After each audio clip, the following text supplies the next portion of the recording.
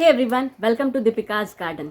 मैं हूं दीपिका और आप सब लोगों से अपनी गार्डनिंग जर्नी शेयर करती हूं इस वीडियो और चैनल के द्वारा। आज की वीडियो का टॉपिक है टमाटर को कैसे उगाना है, या टमाटर से जुड़ी वो तमाम बातें जो आप लोगों को जानने में बड़ा मज़ा आएगा। मैंने अब तक जब से टमाटर गार्डनिंग शुरू की है तब से टमाटरों को उगाया है। हर साल टमाटर के पौधे से मैंने बहुत सारे एक्सपीरियंस सीखे हैं, टेरेस से लेकर ज़मीन में उगाने से लेकर। आप देख रहे हैं इस वक्त मैं खुद मेरे टेरेस मेरे यहाँ कंटेनर पे लगाए हुए जो पौधे टमाटर के वही बैठी हूँ। इस साल जो मैंने टमाटर उगाए, पिछले साल उगाए, उसमें बहुत सारी चीज़ें मैंने नोटिस की है और आज के वीडियो में आप लोगों से पॉइंट टू पॉइंट वो चीज़ें शेयर करूँगी। आप भी इस वक्त टमाटर उगा सकते हैं क्योंकि गर्मियों में स्प्रिंग गार्डन में हम टमाटर भी वेजिटेबल्स के रूप में उगाते हैं। ज़रूरी यह है कि अभी फरवरी का महीना चल रहा है, अभी इसके बीज लगाना बहुत ज़रूरी है, शुरू करना बीज लगाना, जिससे जितना जल्दी आपके पौधे तैयार होंगे उतना जल्दी आप शिफ्ट कर पाओगे उसे मेन कंटेनर में, और फिर आपको बहुत ज़्यादा मौसम में गर्मी आने से पहले ही टमाटर के फल अच्छी तरह हार्वेस्ट करने मिल जाएंगे। तो वीडियो को शुरू करते हैं। टमाटर को उगाने से पहले आपको ये पता करना चाहिए कि आपके पास जो जगह है क्या उसके लिए वो परफेक्ट है, यानी बालकनी, टेरेस, आंगन, जहाँ पर भी आप ये सब्जियां या फूल पौधे उगा रहे हैं वहाँ धूप कितनी आती है। टमाटर ऐसा प्लांट है जिसे 5 से 6 घंटे की धूप कंपलसरीली चाहिए, तभी ये पौधा डेवलप होता है और अच्छी तरह से इसमें फ्रूट बनते हैं। फ्रूट का साइज़ इंक्रीज होता है, वो पकते हैं। सभी चीज़ें धूप पर बहुत इंपॉर्टेंटली डिपेंड करती हैं। टमाटर का सीज़न कौन सा होता है? देखिए, जनवरी से शुरू करते हैं तो जनवरी फरवरी में हम अपने पौधे तैयार करते हैं। हर जगह का, भारत के हर हिस्से में सर्दियाँ खत्म होने की तैयारी में होती है तो टेम्परेचर चेंजेस आते हैं। जैसे जैसे फरवरी तक आते आते हल्की हल्की मौसम में गर्मी आने लगती है तो गर्मियों के लिए हम बीज इस वक्त बोते हैं और पौधे तैयार करते हैं। बाकी समय में आप बारिश के दौरान टमाटर लगा सकते हैं, धूप का ध्यान रखते हुए, बहुत ज़्यादा बारिश से पौधे को बचाते हुए।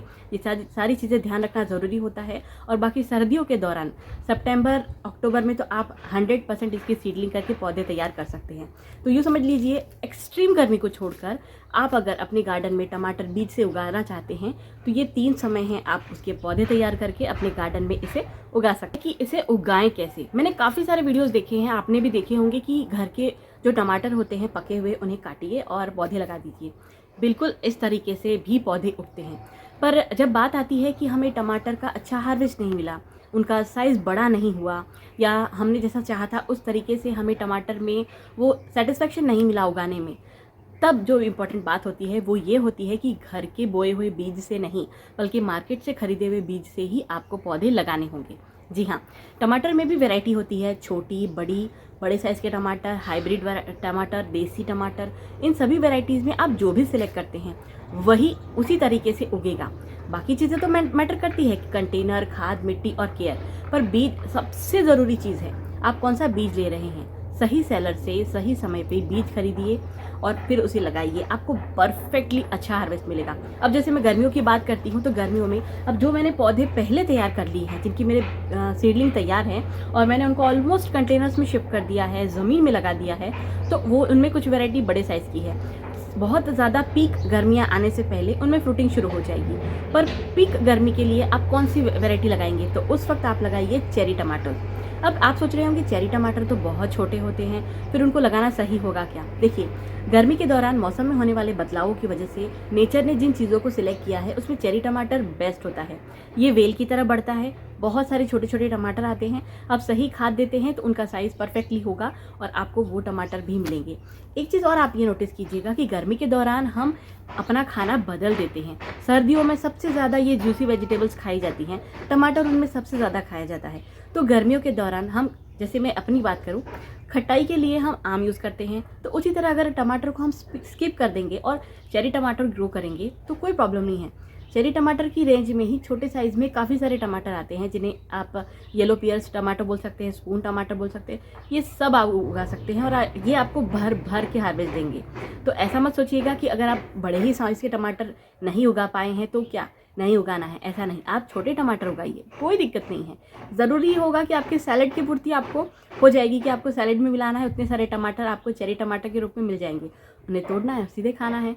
तो सबसे इम्पॉर्टेंट होती है वैरायटी, उसके बाद होती है बीज, सिलेक्शन आप जो भी करते हैं उस पर ही आपका हार्वेस्ट और यील्ड डिपेंड करता है। पौधे दो तरीके से आप तैयार कर सकते हैं, या तो आपको इनकी सीडलिंग्स मिल जाएं, काफ़ी जगह पर नर्सरी में सीडलिंग मिल जाती है, या फिर आप घर पर बीज लगा लें, या आपकी कंपोस्ट में या किसी क्यारी में आपने कंपोस्ट मिलाई है और पौधे तैयार हो गए हैं तो आप उनको ले सकते हैं। कंपोस्ट में जो बीज हैं उसके मामले में ध्यान रखिएगा कि ये आपके फिर से किचन वाले ही टमाटर होंगे, तो वो फिर से वैसा अच्छा यील्ड नहीं देंगे। लेकिन जो आपने बीज खरीद कर उनकी सीडलिंग तैयार की है, वो बीज से उगे हुए पौधे आपको बहुत अच्छा हार्वेस्ट देंगे। नर्सरी वाले पौधे भी आपको वैरायटी वाले ही मिलते हैं, तो आपको वो सीडलिंग लेना भी फ़ायदेमंद होगा। बीज से तैयार पौधे एटलीस्ट 1 महीने के अंदर अंदर तैयार हो जाते हैं और उन्हें आप शिफ्ट कर सकते हैं अपने मेन कंटेनर में या मेन ज़मीन पर जहां आपको उसे लगाना है। 1 महीने के अंदर टमाटर का पौधा एक परफेक्ट कंडीशन में ग्रो हो जाता है और फिर आप उसे बहुत इजीली शिफ्ट कर सकते हैं। गर्मियों के दौरान खास बात ये होती है कि इस वक्त टमाटर का पौधा बहुत स्पीड से ग्रो लेता है। 1 महीने के अंदर अंदर उसकी हाइट बहुत अच्छी हो जाती है और आप उसे बिल्कुल अच्छी तरीके से शिफ्ट कर सकते हैं। सबसे ज़रूरी बात है कि आप पौधे तैयार किस में करेंगे। देखिए गाइज, जब तक का मेरा एक्सपीरियंस रहा है, मैं अलग अलग तरीके से पौधे तैयार करती हूँ। कभी टब में ग्रो करती हूँ, कभी सीडलिंग ट्रे में और कभी कंटेनर्स में। अब मेरी एक आदत हो गई है कि मेरे लिए उसको सीडलिंग बनाना ईजी है। मैं कहीं भी सीडलिंग कर देती हूँ और पौधे रिपोर्ट कर देती हूँ, क्योंकि मुझे उनके बिहेव को मैनेज करने की आदत पड़ गई है। आप बिगिनर हैं या आपने अब तक ऐसी कोई मेहनत नहीं की, तो आप मेरी इस बात को ध्यान रखिएगा। मार्केट में आपको इस तरह की ट्रे मिलती हैं। ये देखिए, ये 1 इंच की 2 इंच की ट्रे है। ये काफ़ी अच्छा गहरा साइज़ है, पर ये ट्रे आप अगर लेना चाहते हैं तो आप इसमें सीडलिंग कर सकते हैं।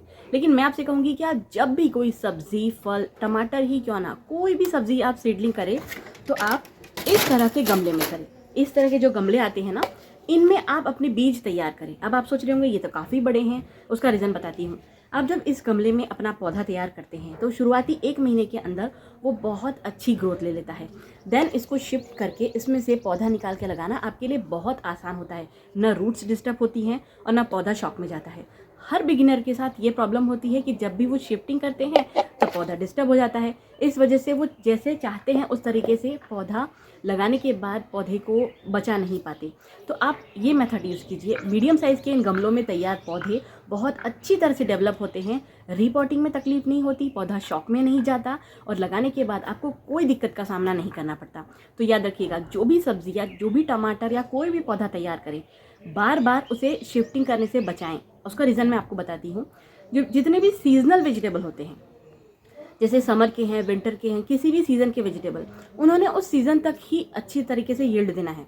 आप इस तरीके से अगर उन्हें बार बार रीपॉटिंग का शौक देंगे तो वो अपने आप को अच्छी तरीके से डेवलप करने में थोड़ा टाइम लगाएंगे। इस वजह से ऐसा भी हो सकता है कि आपके वेजिटेबल्स बोल्ट होने लग जाएं, उनमें वैसे अच्छी फ्रूटिंग ना हो या ग्रोथ ना हो। इसके पीछे बहुत कारण है। मैंने ये सारी चीज़ें एक्सपीरियंस की है, तो मैंने सबसे शॉर्ट एंड स्वीट रास्ता निकाला है कि आप कंटेनर में ग्रो कीजिए, उसे निकालिए और सीधा आप अपने मेन कंटेनर में शिफ्ट कर दीजिए। बिना टेंशन के आपका काम एक ही बार में ख़त्म।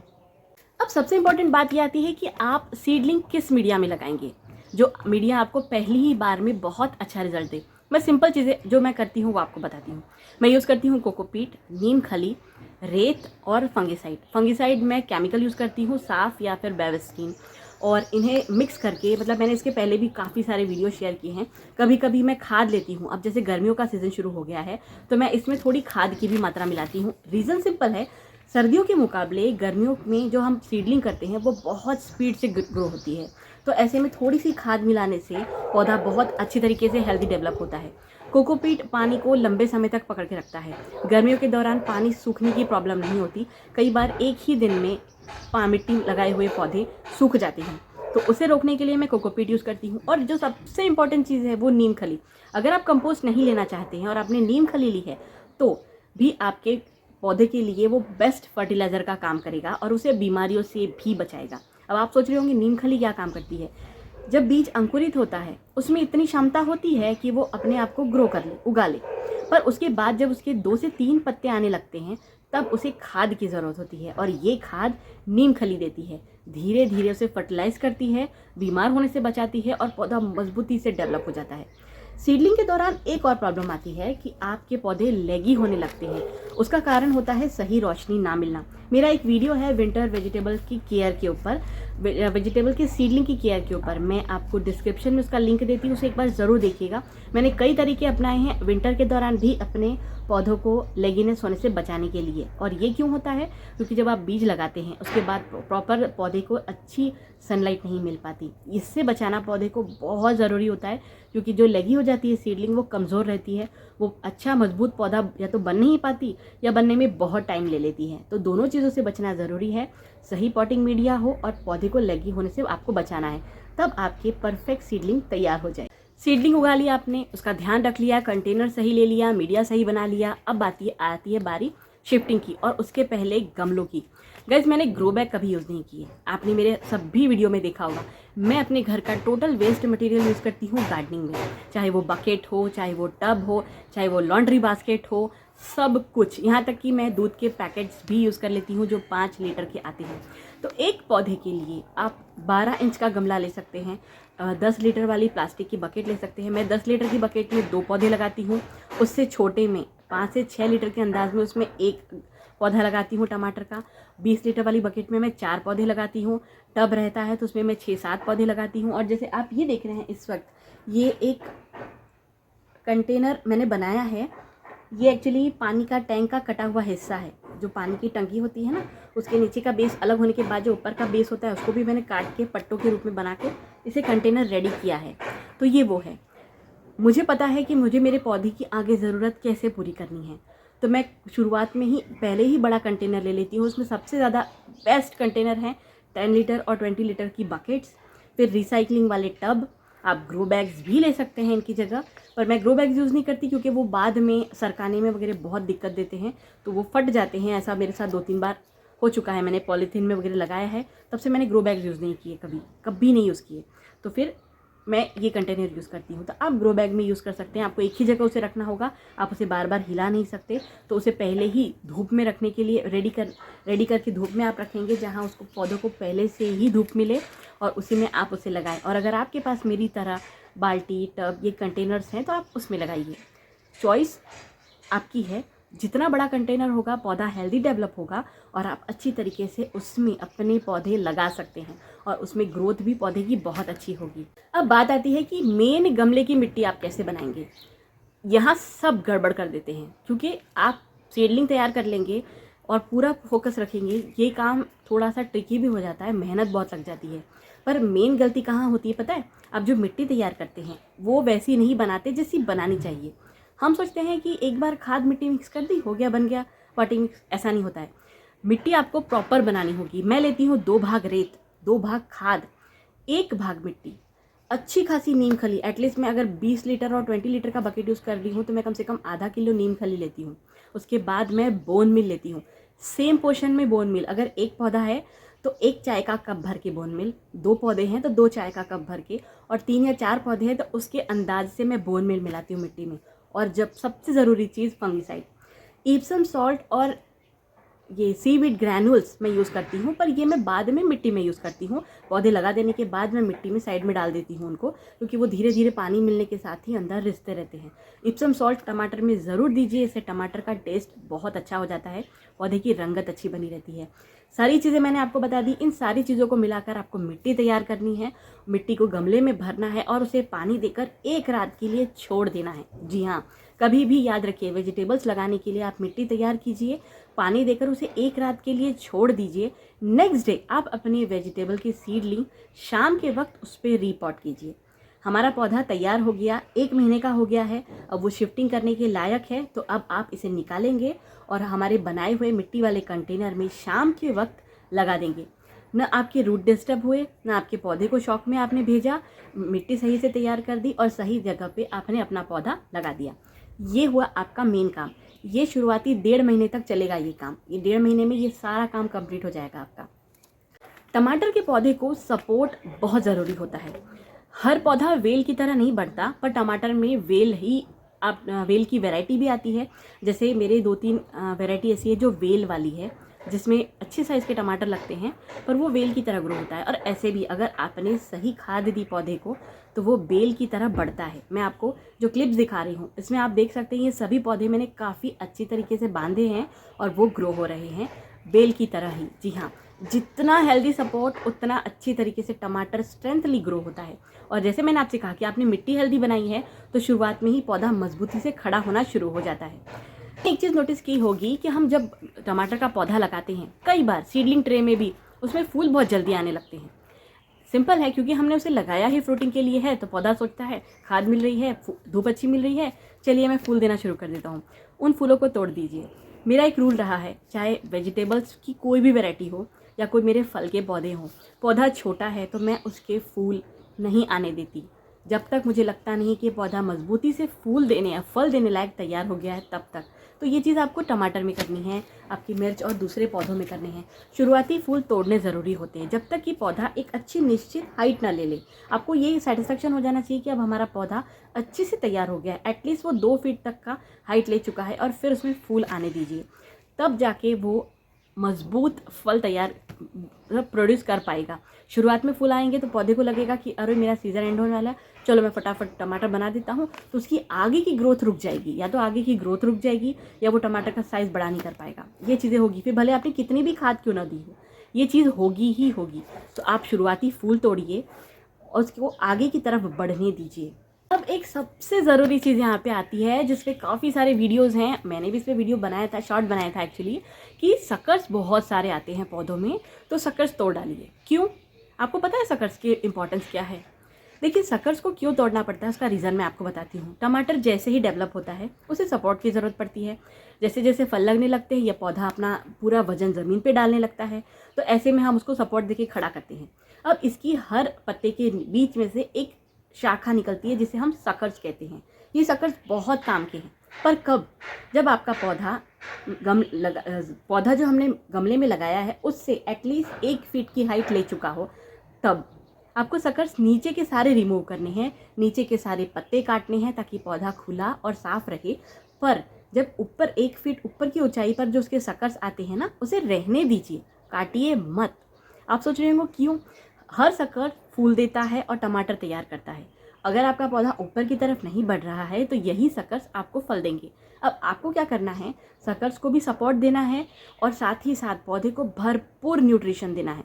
तो सकर्स में भी फ्रूट रेडी होंगे और आपके मेन प्लांट में भी फ्रूट रेडी होंगे और पौधा बहुत अच्छी तरीके से फल तैयार कर पाएगा। ये मेरा खुद का एक्सपीरियंस है और मैं ये चीज़ करती हूँ। मैं कभी कोई सकर रिमूव नहीं करती, स्पेशली नीचे के स्टेम्स पर। एक बार मुझे लगता है कि इनकी अच्छी हाइट डेवलप हो गई है, देन ऊपर सारे मैं सकर्स आने देती हूँ।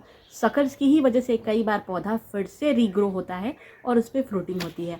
बस मुझे ये करना होता है कि मैं उसे भरपूर न्यूट्रिशन दूँ ताकि वो फलों को तैयार करने में कमज़ोर ना पड़े। एक चीज़ मैंने सुनी थी कि पिंचिंग करना चाहिए। आप जानते हैं पिंचिंग टमाटर में नहीं होती। जी हाँ, पिंचिंग किन सब्जियों में होती है? बैगन में होती है, भिंडी में होती है और दूसरे पौधे होते हैं उनमें पिंचिंग होती है, लेकिन टमाटर में पिंचिंग नहीं होती। टमाटर में सकर्स को ग्रो कीजिए आप, ऊपर की तरफ के सकर्स को। नीचे की तरफ के सकर्स मैंने आपको बताया ना कि अगर वो ग्रो होने लगेंगे पौधा झुक जाएगा, पौधे का सारा वजन ज़मीन की तरफ हो जाएगा और फल मिट्टी से टच होकर ख़राब हो जाएंगे। इसीलिए आपको नीचे के सकर्स निकालने हैं, पर 1-1.5 फीट के ऊपर के सकर्स आप रहने दीजिए, उन्हें ग्रो होने दीजिए और आपके पौधे यूँ ही हेल्दी और घने होते जाएंगे। आप हर सकर्स को सपोर्ट दीजिए, वो भी ग्रो होंगे। पर पिंचिंग करने से अगर टमाटर जैसे मेन स्टेम है ये अब आगे की तरफ बढ़ रहा है और अगर मैंने इसको यहाँ काट दिया तो बाजू से तो सकर ही डेवलप हो गए ना, तो उस पिंचिंग का कोई मतलब ही नहीं है। अगर मेन ब्रांच ऊपर की तरफ कंटिन्यू ग्रो हो रही है, आजू बाजू से भी ग्रो हो रही है, तो पिंचिंग का यहाँ कोई रोल ही नहीं है। तो पिंचिंग टमाटर में नहीं की जाती।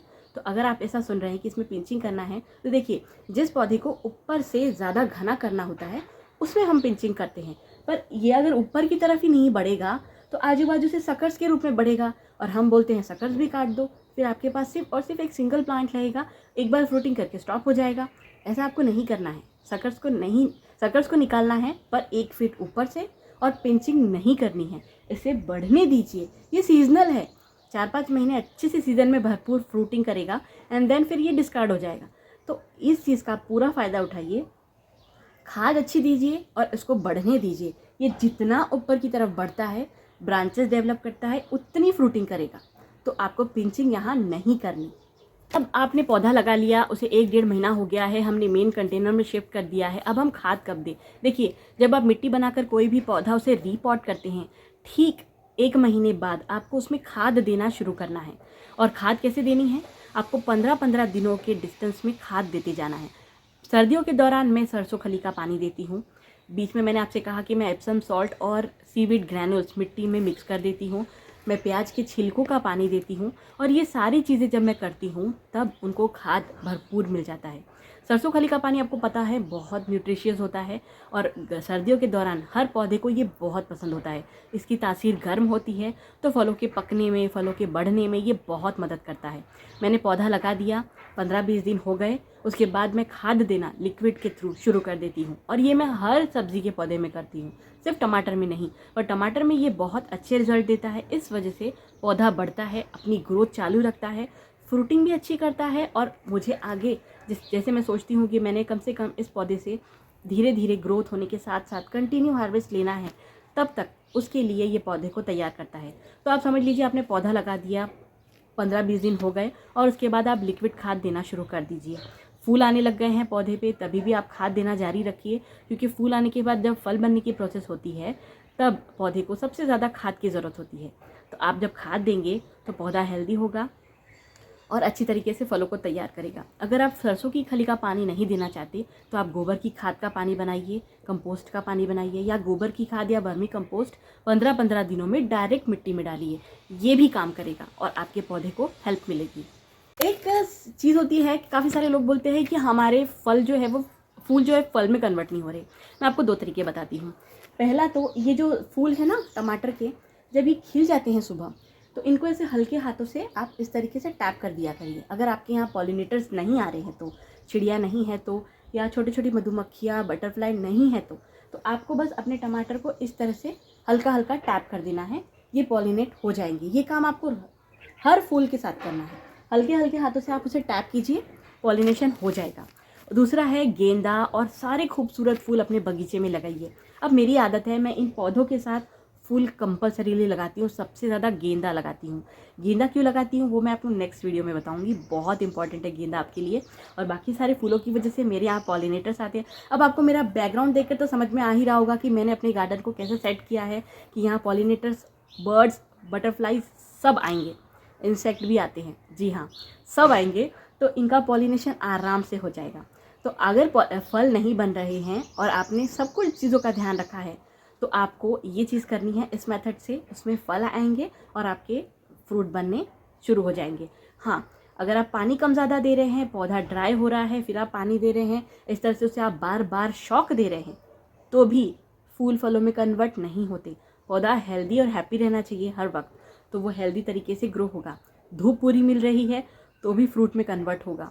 पॉलिनेटर्स आ रहे हैं तब वो फ्रूट में कन्वर्ट होगा। ये सारी बातें आपको ध्यान रखनी है पॉलिनेशन को लेकर। टमाटर में आती हैं बहुत सारी बीमारियाँ, जी हाँ, प्रॉब्लम्स, बीमारियाँ आप सब कह सकते हैं। अब होता क्या है, जब आप फर्स्ट टाइम गार्डनिंग करते हैं ना, तो अगर आपने कोई गड़बड़ नहीं की, आपकी मिट्टी अच्छी है, तो आपको पहले साल में ना कुछ भी पता नहीं चलेगा कि इसमें हुआ क्या। पर दूसरे साल में आपको सबसे पहली प्रॉब्लम दिखेगी लीफ माइनर। जी हाँ, अभी भी आपको यहाँ मैं ये देखिए, ये दिखा सकती हूँ, ये पत्ती दिख रही है आपको, ये जो लाइन दिख रही है ना, इसके अंदर ये येलो कलर के छोटे छोटे इंसेक्ट होते हैं, ये होते हैं लीफ माइनर। ये छोटी छोटी फ्लाइज के बच्चे हैं जो डेवलप होने के लिए इन पत्तों पर फ्लाइज छोड़ देती है। आपको मेरे पौधे पे ये बहुत कम दिखेगा। उसका रीज़न है, मैं इसके लिए 2-3 चीज़ें करती हूँ, जो मैं करती हूँ आपको बताती हूँ। पहला, मैं यूज़ करती हूँ बायो एंजाइम सिट्रस का, बीच बीच में वो स्प्रे करती रहती हूँ। पर जो सबसे ज़्यादा काम करता है इस पर, वो 2 चीज़ें हैं, लहसुन और मिर्च से बना हुआ पानी, गौमूत्र और राख। जी हाँ, लहसुन और मिर्च के जो चटनी हम बनाते हैं उसे बनाइए, बिल्कुल बारीक कर लीजिए, उसे पानी में घोलिए, छान लीजिए और इस पर शाम के वक्त स्प्रे कर दीजिए। शुरुआत से ही आपको राह नहीं देखना है कि लीफ माइनर होगा और फिर मैं शुरुआत करती हूँ, नहीं, शुरू से ये आदत आपको डालनी है कि ये चीज़ आप करेंगे और आपके पौधे को हेल्दी रखेंगे।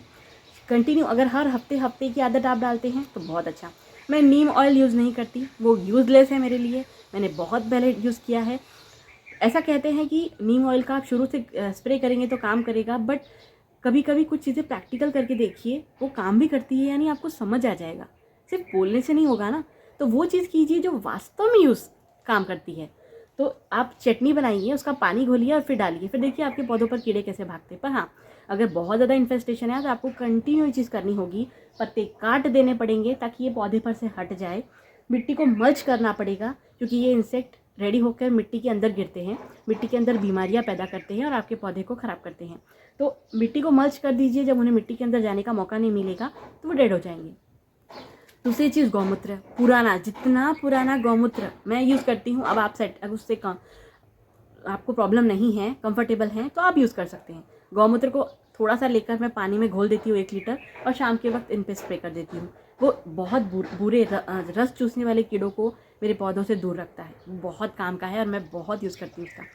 तीसरी चीज़ जो मैंने आपसे कही है वो है राख। अब मैं राख का स्प्रे कब करती हूँ, इसमें 2 से 3 प्रॉब्लम आती है। पत्ते अंदर की तरफ मुड़ने लगते हैं, कर्ल वायरस, अपोजिट मुड़े या ऊपर की तरफ मुड़े। ऊपर की तरफ मुड़ते तो कहते हैं थ्रिप्स का अटैक हुआ है। छोटे छोटे इंसेक्ट होते हैं जो पत्ते के ऊपर बैठकर उसका रस चूसना शुरू करते हैं, वहाँ पे अपने एग्स रख देते हैं, और ये वायरस इतनी स्पीड से फैलता है कि आपका पूरा पौधा खराब हो जाता है, पत्ते मुड़ जाते हैं। अगर ये अंदर की तरफ मुड़ रहे हैं, पौधा उखाड़िए, फेंक दीजिए, वो सर्वाइव नहीं करेगा।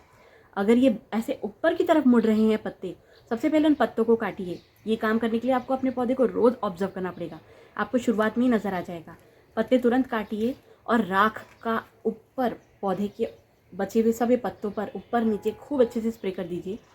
2-3 दिन तक रहने दीजिए। 2-3 दिन बाद पानी पौधे उसको धो दीजिए पौधे को, फिर से शाम के वक्त स्प्रे कर दीजिए, छाट दीजिए। ऐसा आपको 2-3 बार करना होगा। थ्रिप्स और बाकी सारे इंसेक्ट भाग जाएंगे। राख टमाटर के ऊपर बहुत काम करती है। जी हाँ, मैं मतलब यूँ समझ लीजिए, मैं राख सिर्फ स्पेशली स्टोर करके रखती हूँ टमाटर के लिए, मेरे बाकी पौधों के लिए भी रखती हूँ, पर टमाटर के लिए ये स्पेशली रखती हूँ। एक चीज़ और, राख थोड़ी बहुत जो हम छिड़कते हैं वो मिट्टी में गिरती है, इट्स ओके, पर इसे स्पेशली मिट्टी में टमाटर के पौधे में मत मिलाइए। टमाटर के पौधे को राख नहीं पसंद। उसे बीमारी से बचाना एक ऑप्शन है, पर अगर आप इसे मिट्टी में मिलाएंगे तो वो इस पौधे को नहीं पसंद। उसकी जगह हमने पहले से ही बोन मिल मिलाया है, तो वो अपना काम बराबर करेगा और आपके पौधे को हेल्दी रखेगा। तो जितनी भी बीमारियां हैं उनमें ये चीज़ें ईमानदारी से कीजिएगा, आपको बहुत अच्छे रिजल्ट मिलेंगे। वैसे भी अदरक लहसुन मिर्च लहसुन का जो पानी हम बनाते हैं ना, अगर आप उसको हमेशा यूज़ करने की आदत रखेंगे, आपके गार्डन को बहुत हेल्प मिलेगी और आप देखेंगे कि आपके गार्डन में कभी कोई कीड़े नहीं आएंगे। टमाटर के पौधे में ना मेरे कुछ पौधों में जो मैं इस साल प्रॉब्लम देख रही हूँ, नीचे से वो ऐसे काले काले होकर सड़ने लगे हैं। कुछ में दाग आ रहे हैं, कुछ में नहीं। ऐसा होता है ब्लॉसम एंड रॉट डेफिशिएंसी की वजह से। ये होता है कैल्शियम की कमी की वजह से। होता यह है कि अगर आपने बोन मिल मिलाया है तो भी कई बार पौधों को तुरंत नहीं मिल पाता वो, क्योंकि बोन मिल धीरे धीरे घुलती है। इसीलिए मैंने कहा था कि मिट्टी में आप पहले ही बनाकर डाल दीजिए। पौधा जब तक ग्रो होने के लेवल में आएगा तब तक बोन मिल घुलने लगेगा और आपके पौधों को डायरेक्ट मिलने लगेगा। पर फिर भी ये हो रहा है, सिंपल है। आपके घर में बेस्ट ऑप्शन है छाछ। जी हाँ, शुरुआत से ही आप छाछ देंगे तो भी वो काम करेगी, ये प्रॉब्लम हो ही नहीं पाएगी। नीचे से आपके टमाटर खराब नहीं होंगे। पर अगर आपने ऐसा नहीं किया है तो आपको करना है छाछ का इस्तेमाल। छाछ को मैं तांबे के बर्तन में रख देती हूँ रात भर, और उसके बाद उसे डाइल्यूट करती हूँ 1:10 के रेशो में, और अपने सभी मिर्च, टमाटर, बैगन के पौधों में देती हूँ। आप इसको छांट भी सकते हैं, स्प्रे भी कर सकते हैं, पर नेक्स्ट डे आपको पौधे को वॉश करना होगा, क्योंकि अगर उसमें ऑयल पोर्शन रहा, घी का पोर्शन रहा, तो आपके पौधे धूप की वजह से ख़राब हो सकते हैं। तो मैं स्प्रे तो नहीं करती, पर मैं मिट्टी में कंटिन्यू देती हूँ। इस वजह से ये BER ब्लॉसम एंड रॉट की प्रॉब्लम टमाटर के पौधे में नहीं होती।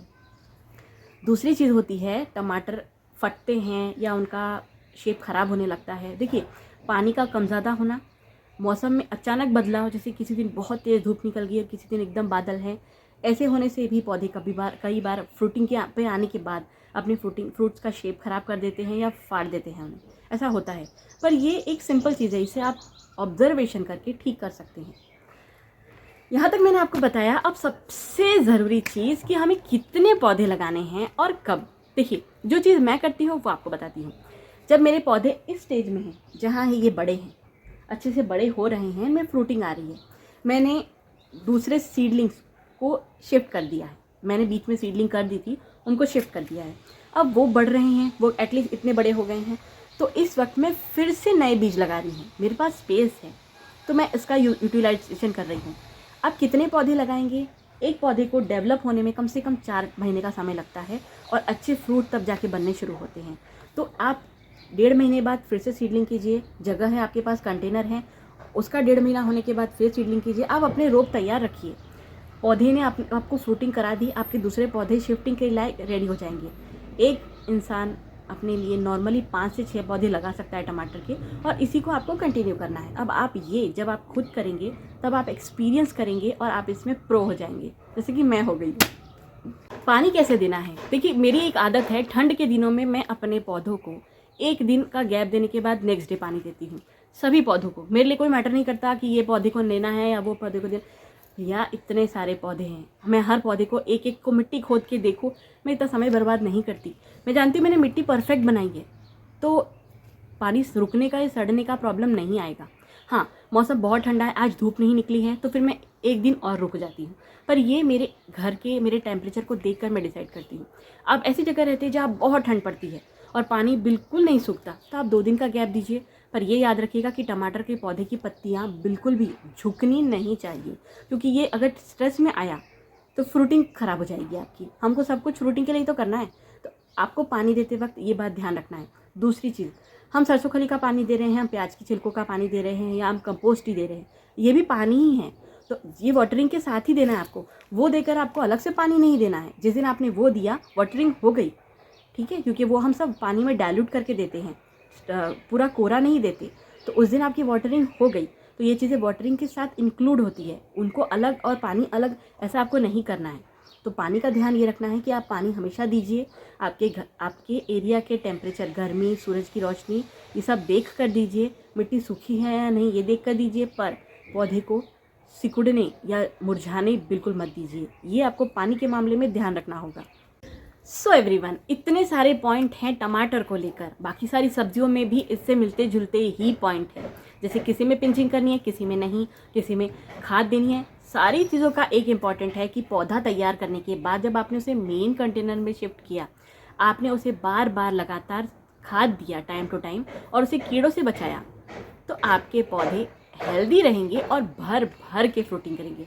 मेरे ये टिप्स इस बार इस सीज़न में ज़रूर ट्राई कीजिएगा और मुझे कमेंट करके बताइएगा कि आपने इनमें से कब अब तक कौन सी चीज़ों को अपने पौधों पर देखा है। शुरुआत से ही अगर आप अपने पौधे का ध्यान रखोगे, हेल्दी तरीके से डेवलप होगा और बहुत अच्छी फ्रूटिंग करेगा। गाइज़, ये वीडियो यहीं पे कंप्लीट कर रही हूँ। ये वीडियो लॉन्ग है पर बहुत काम का है, तो इसे सेव कर लीजिएगा, शेयर कीजिएगा और हाँ, मुझे सब्सक्राइब ज़रूर कीजिएगा। आपके कमेंट मेरा हौसला बढ़ाते हैं। मिलती हूँ नेक्स्ट वीडियो में। इंस्टाग्राम पर अगर आप हैं तो आप मुझे वहाँ फॉलो कर सकते हैं। मेरी आईडी है दीपिकाज़ गार्डन, वहाँ मुझे फॉलो कर सकते हैं। वहाँ पर भी मैं गार्डनिंग से जुड़ी बहुत सारी अपडेट देती हूँ और आपको मेरे साथ वहाँ पर भी बहुत मज़ा आएगा। चलिए, मिलती हूँ नेक्स्ट वीडियो में। Take care, happy gardening.